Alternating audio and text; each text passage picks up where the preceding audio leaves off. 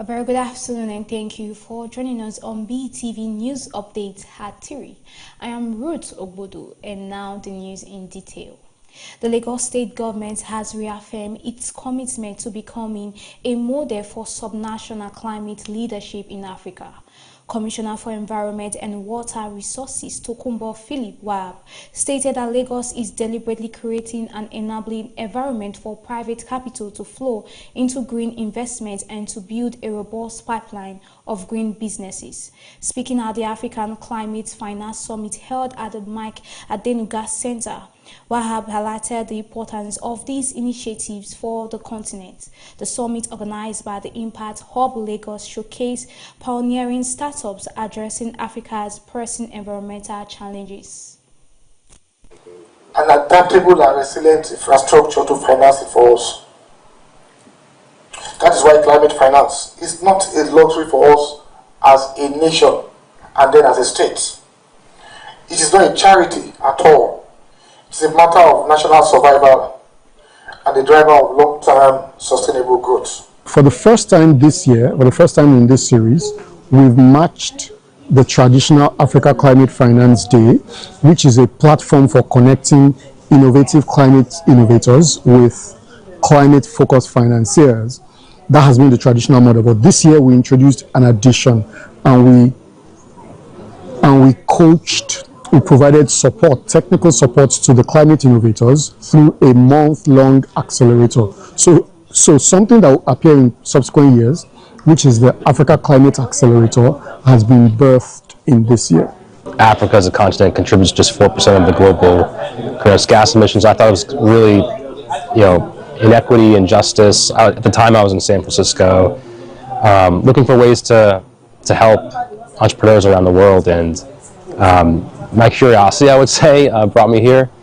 But once I got here, I just met incredible entrepreneurs, including the Impact Hub team, that inspired me to do more, to get out of my comfort zone and just do more to build these global connections.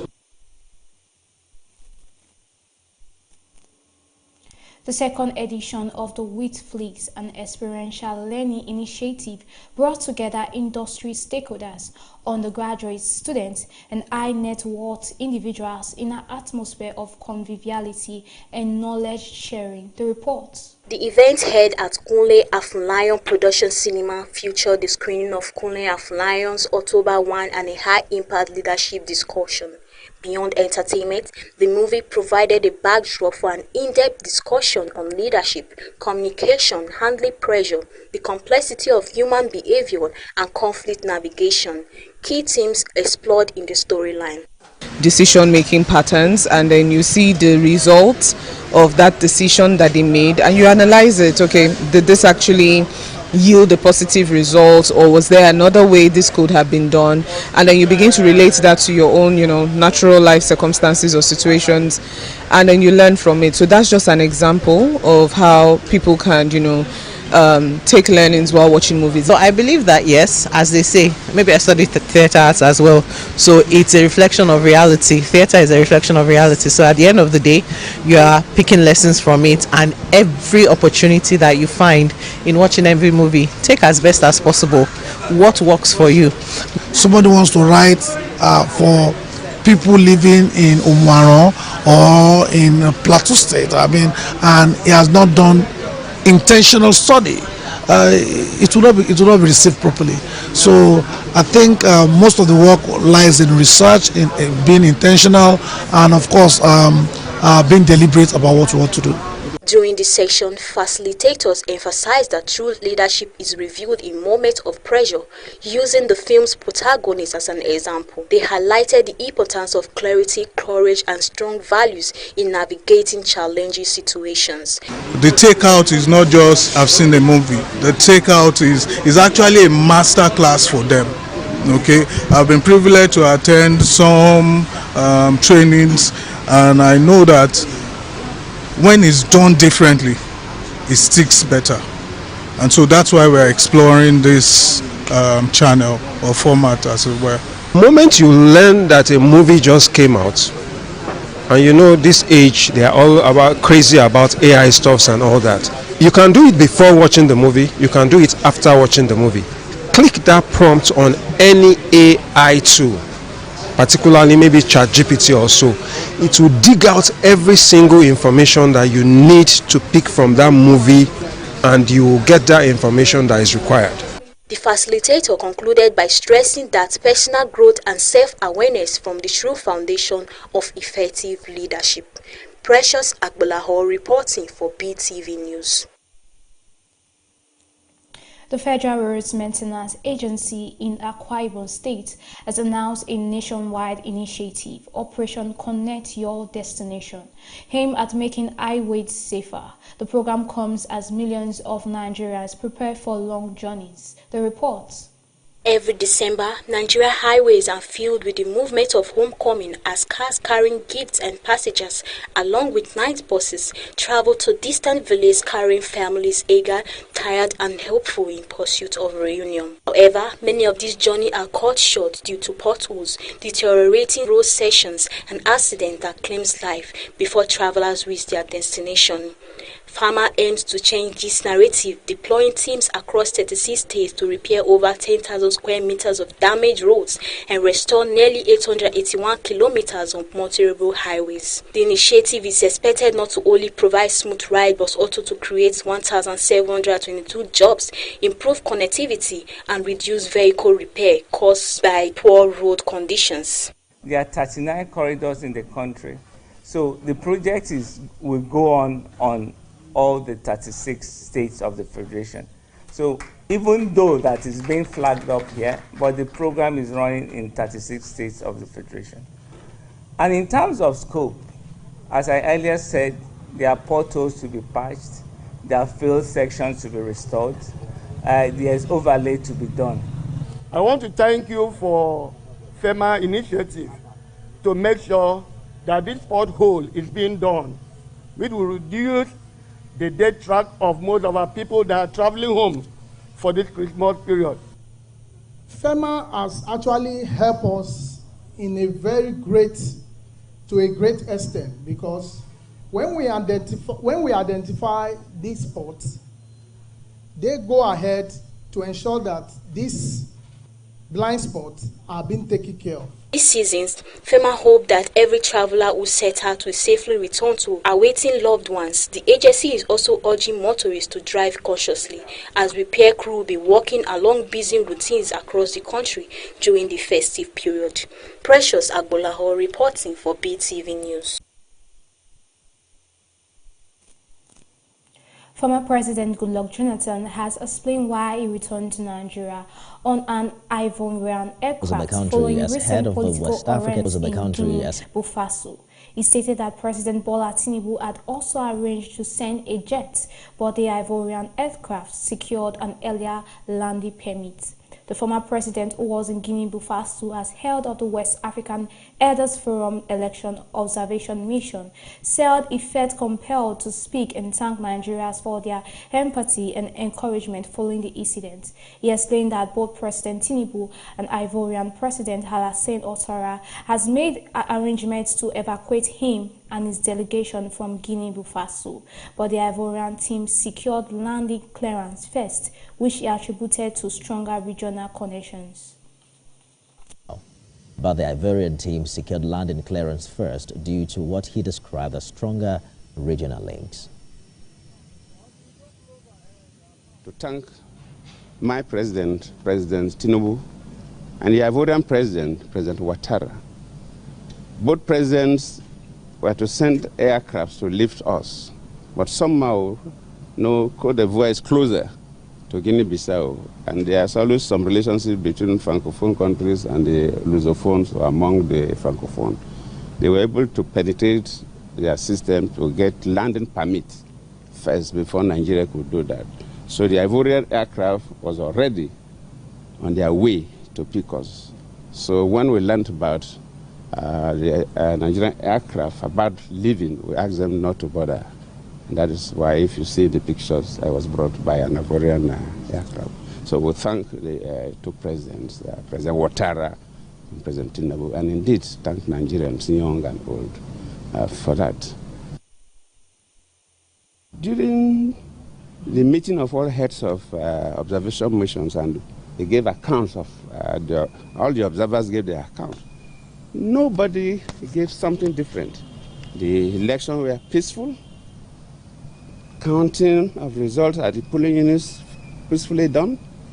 The conduct of the electoral officials, the security, the party agents, the voters.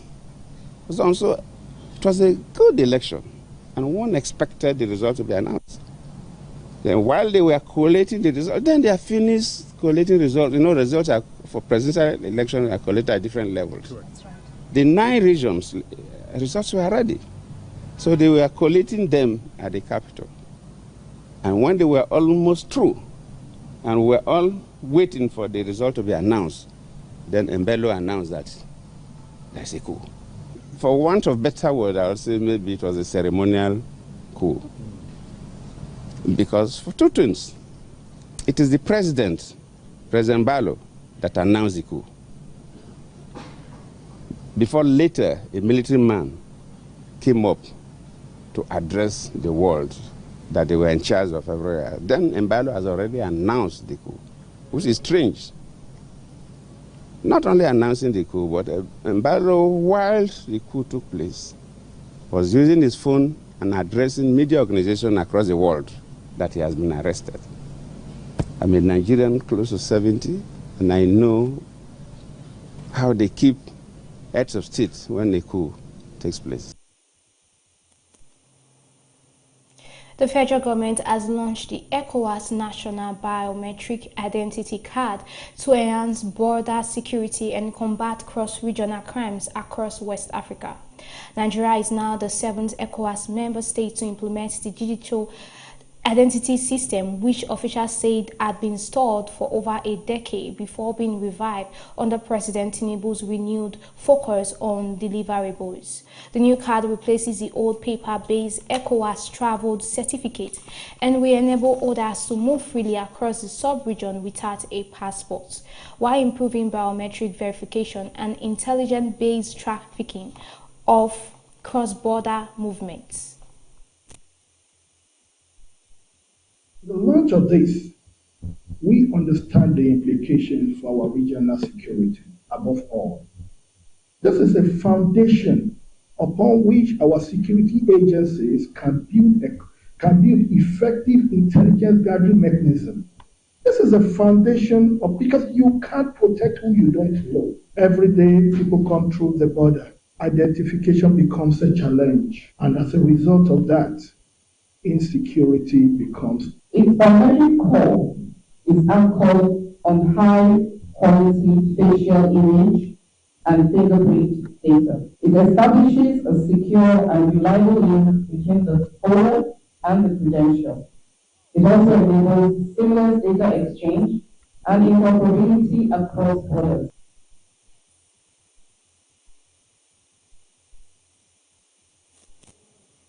The Speaker of the House of Representatives, Abbas Tanjudi, has attributed the rising wave of kidnappings, armed robberies, and killings in the nation's capital to the failed $460 million closed-circuit television (CCTV) project. He called for the cooperation of relevant government agencies to investigate the reasons behind the project's failure, which was originally intended to enhance surveillance and security operations. The report.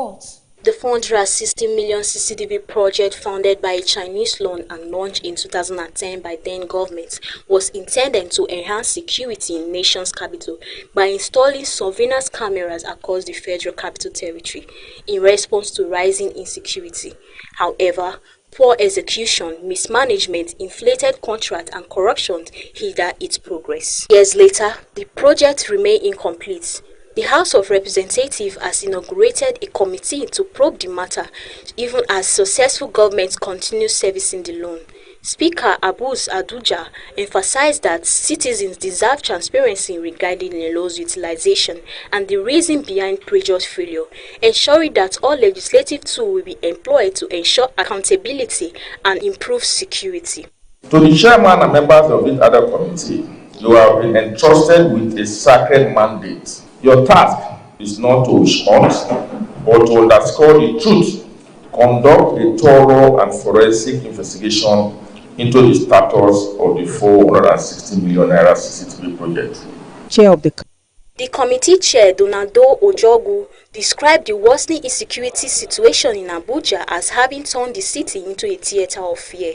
He characterized the failed CCTV project as a scandal of monumental proportions and emphasized that the committee investigation is a national responsibility, owed to grieving families and concerned residents. By today's standard, $460 million is minimum of 660 billion naira.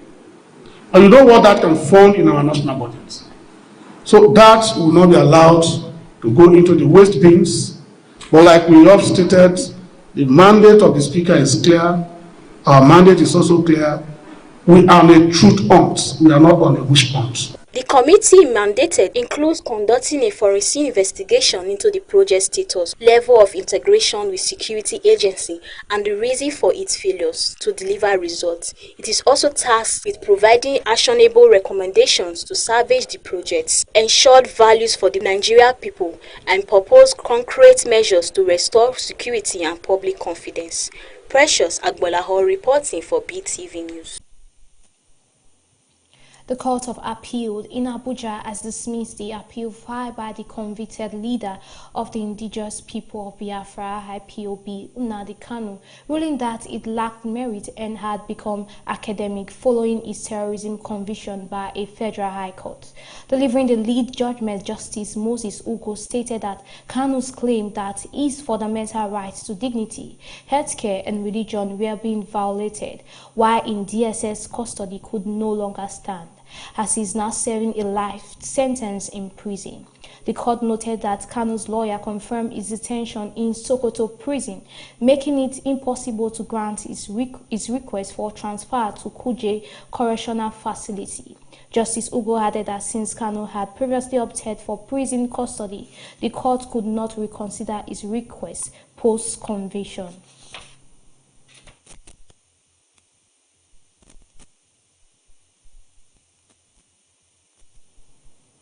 The Economic and Financial Crimes Commission, EFCC, has summoned former Attorney General of the Federation, Abubakar Malami, as part of an ongoing investigation requiring certain information from him. In a social media post, Malami confirmed receiving the EFCC's invitation and assured Nigerians of his willingness to cooperate with the anti-graft agency. He stated that his decision to publicly announce the development aligns with his long-standing advocacy for transparency and responsible governance.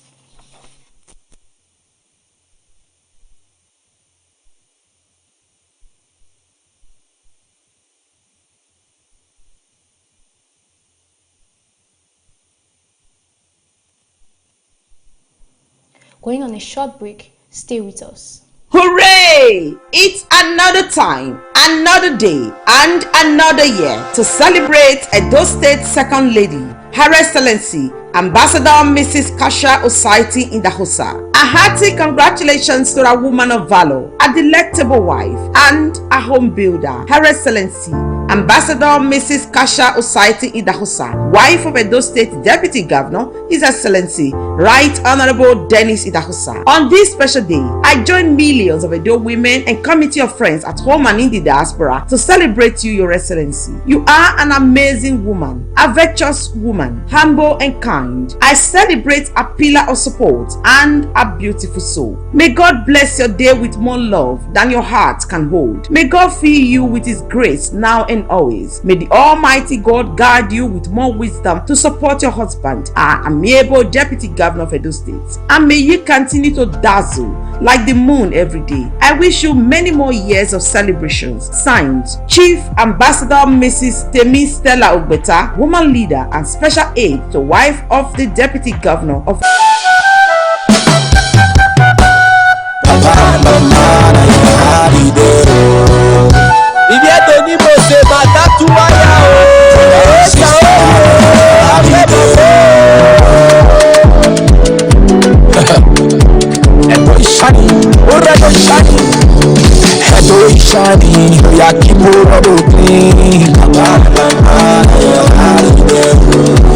always shining. Oh yeah, keep it clean. Brother, sister, now your holiday. Now your holiday.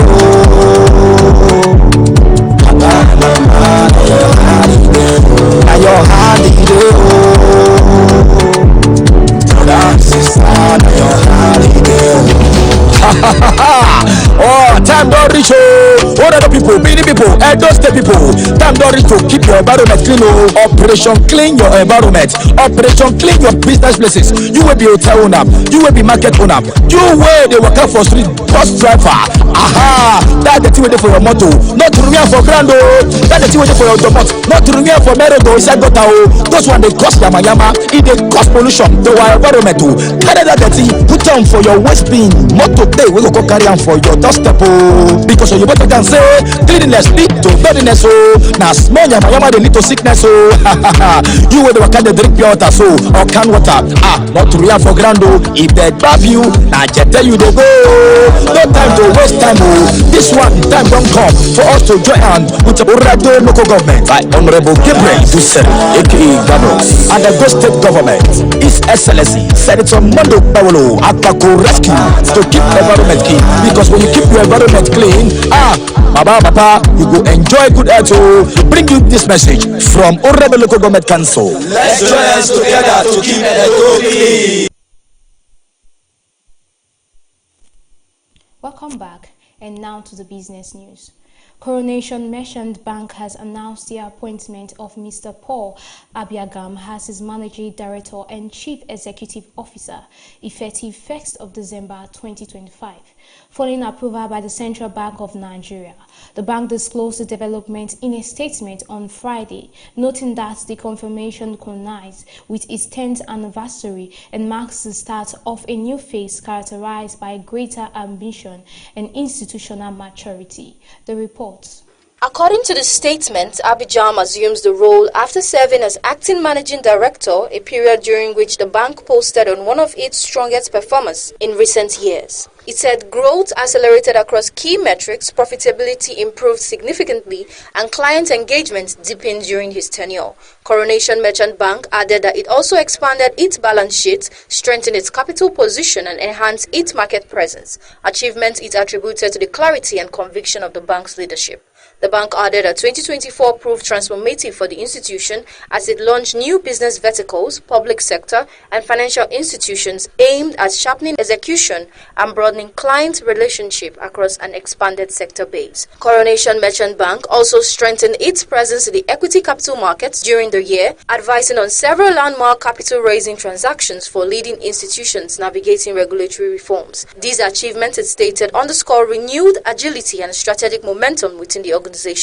Abidjan brings more than 27 years of experience spanning commercial and corporate banking, pensions, wealth management, investment banking, and risk management. His career includes senior leadership roles at Diamond Bank and Guarantee Trust Bank, where he led commercial and corporate banking divisions. He also served as managing director/CEO of Guarantee Trust Pension Managers and as a non-executive director at GT Bank Côte d'Ivoire. Stakeholders urge digital reforms to strengthen air cargo. Aviation experts under the Aircraft Owners and Pilots Association of Nigeria has urged the Federal Airport Authority of Nigeria to spearhead comprehensive reforms aimed at strengthening the country's air cargo sector. Speaking at a recent stakeholders engagement on cargo in Lagos, the president of the association, Dr. Alexander Uwumba, called for the development of state-of-the-art cargo villages at major airports. He said such facilities should include cold chain systems, automated handling equipment, and renewable energy installations to meet international standards. Delivering a paper titled Building a World-Class Air Cargo Ecosystem, Uwumba noted that modernized cargo infrastructure is essential for Nigeria to compete globally. He cited Kenya's Jomo Kenyatta International Airport as an example, explaining that its advanced cold chain and transferable systems enable perishable goods to reach international markets quickly and sustainably. Uwumba stressed that similar upgrades in Nigeria would boost airport efficiency, enhance trade competitiveness, and position the country as a major player player in global air cargo operations. Uwomba also recommended the introduction of a single-window digital clearance platform and harmonized operating procedures across all relevant agencies. He proposed what he described as a cargo bill of rights to protect shippers, handlers, and consumers. He cited Ghana's digital customs system as an example of how digitalization can improve efficiently and reduce bottlenecks. Uwomba further highlighted the importance of electronic documentation, blockchain-enabled transferability, barcoding, and data analysis in enhancing compliance and operational transparency. He stressed that regular training of cargo handlers, regulators, and logistics professionals is essential and should incorporate environmental stewardship. According to him, such programs must also engage local communities and environmental groups to ensure inclusive and sustainable sectoral development. Google pledges 3 billion naira to boost Nigeria's AI capacity. Google, through its charitable arm Google.org, on Friday pledged 3 billion naira to support Nigeria's digital transformation, with the funds directed towards artificial intelligence training and initiatives aimed at enhancing safety within the country's expanding online space. The commitment was announced at a press conference in Lagos, where the company outlined a two-pronged strategy channel through 5 local organizations with established records in human capital development. The beneficiaries include the Faith Foundation, the African Institute of Mathematical Sciences, the African Technology Forum, Junior Achievement Africa, and the Cyber Safe Foundation. One component of the initiative is designed to develop advanced AI talent, while the second focuses on bolstering digital security. Google stated that the combined effort is intended to equip Nigeria with a skilled technology workforce and a more resilient digital environment, tackling both the shortage of AI expertise and the persistent cyber vulnerabilities that pose risk to the country's digital ambitions. Commenting on the initiative, the Minister of Communications, Innovation and Digital Economy, Bosu Tijani, said artificial intelligence is central to Nigeria's drive to boost productivity and compete globally in technology and innovation. Temitope Uluwafemi reporting for Beetv News.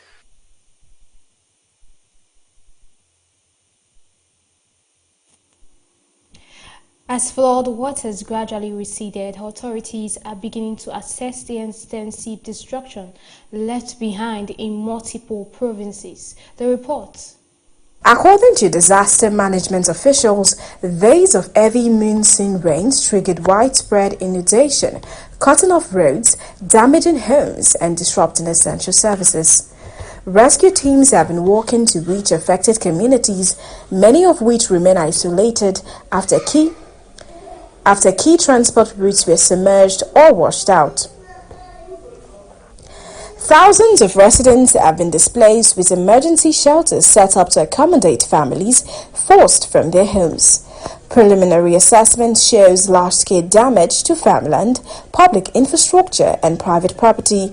The official says the full extent of the losses will become clearer in the coming days.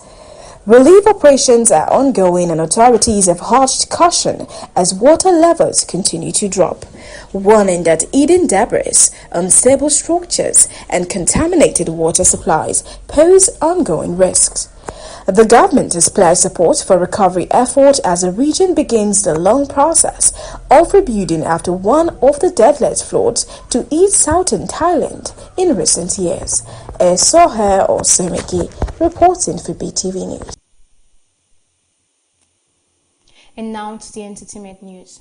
Nollywood actress Eve Epstein has expressed strong admiration for screen icon Rita Dominic as the veteran actress celebrated her 3rd wedding anniversary with her husband Fedeselis Anuseke. The report. Rita Dominic marked the milestone by sharing heartwarming footage from her 2022 wedding ceremony. In response, Eve Epstein took to Instagram to express her admiration, describing Rita as her role model and reaffirming herself as a lifetime fan. Epstein's message highlighted her admiration for the veteran actress, praising everything from Rita Dominic's talent to her personality. She wrote, "Happy anniversary to the lady I love and appreciate so much. Love your craft, love your personality, just love who you are. My own role model, your lifetime fan. Cheers to many more happy years in marriage. May God bless you and yours always and forever. Warm wishes from Mo to you and yours. Rita Dominic and Fidelis Anusike held a star-studded traditional and white wedding in 2022. Essen's heartfelt tribute drew positive reaction from fans who commended her for showing genuine support and admiration within the Nollywood industry. Nollywood actress Mercy Aigbe was visibly overcome with grief during the service of songs held for her late mother, Madam Grace Abisola Owodunni, on Thursday, November 27. The actress, who announced her mother's passing earlier, is preparing for the burial, set to take place on Saturday, November 29, 2025, in Lekki, Lagos. In a somber video shared online, the actress was seen leading the pallbearers carrying her mother's casket into the service venue before breaking down in tears. The event marked the commencement of the final burial rites for Madam Owodunni. Olivia Dean has criticized the concert ticketing industry as exploitative and marked by inequality after securing partial refunds for her fans from Ticketmaster and AXS. Her remarks followed reports that some resale tickets for her North American tour was being sold for more than 14 times their original face value, exceeding $1,000. Last week, Dean addressed the issue in an open letter to ticketing companies, calling the practice disgusting and vile and urging them to do better. On Wednesday, Ticketmaster announced it would cap future resale prices for Dean's tour and refund fans for any markup already paid to resellers on its platform. Michael Rapino, CEO of Ticketmaster's parent company Live Nation Entertainment, expressed support for Olivia Dean's stance on ticket accessibility. We share Olivia's desire to keep live music accessible and ensure fans have the best access to affordable tickets, he said. While we can't require other marketplaces to honor artists' resale preferences, we echo Olivia's call to do better and have taken steps to lead by example. Olivia Dean, one of this year's breakout stars with 4 songs simultaneously in the UK's top 20, responded to Ticketmaster's statement by calling on the music industry to keep live music accessible for all. On her Instagram page, she wrote, "The secondary ticket market is an exploitative and unregulated space, and we as an industry have a responsibility to protect our people and our community. Every artist and their team should be granted the option to cap resale at face value ahead of tickets going on sale to keep the live music space accessible for all. Thank you for your patience, and I'm looking forward to see all you real humans at this show." And that's it on the entertainment news. Evelyn Izibili reporting for BTV News.